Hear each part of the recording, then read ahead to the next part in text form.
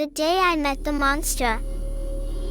Mama always warned me about walking alone through the market in Ambato. Ten cuidado, mi amor, she'd say, bad people hide in plain sight. But I was 12, and 12-year-olds don't always listen. That afternoon, the Andean mist had rolled in early, turning the usually bustling marketplace into a maze of ghostly shadows. I was supposed to be buying bread, but the sweet smell of mangoes from a vendor's cart had drawn me away from my usual path.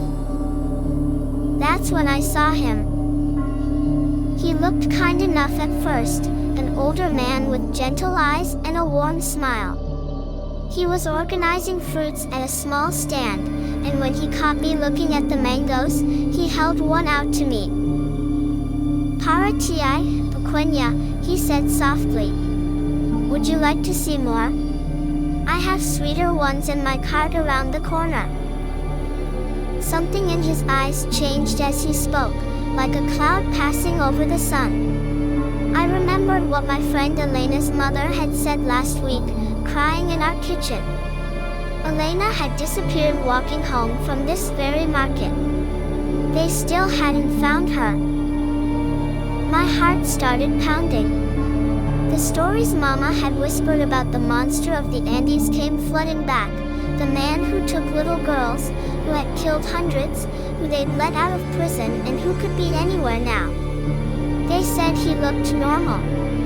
Kind, even. The mist seemed thicker now, and I could barely see the other vendors.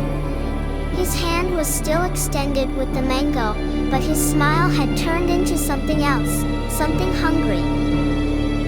I backed away slowly, then turned and ran. I ran faster than I ever had before, the sound of footsteps behind me echoing off the market walls. I didn't stop until I crashed into Don Miguel's bread stall, screaming for help. The vendors gathered quickly, but by then, the fruit stand and the man were gone. Just another ghost in the mist. The police came, took statements, but they never found him.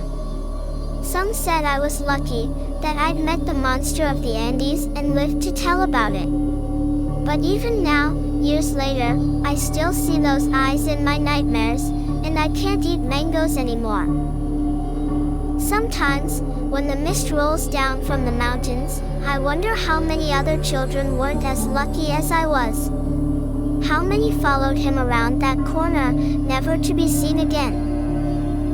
In the markets of Ecuador, mothers still hold their children closer when the fog comes in. Because somewhere out there, the monster might still be waiting, with a gentle smile and a piece of fruit in his hand.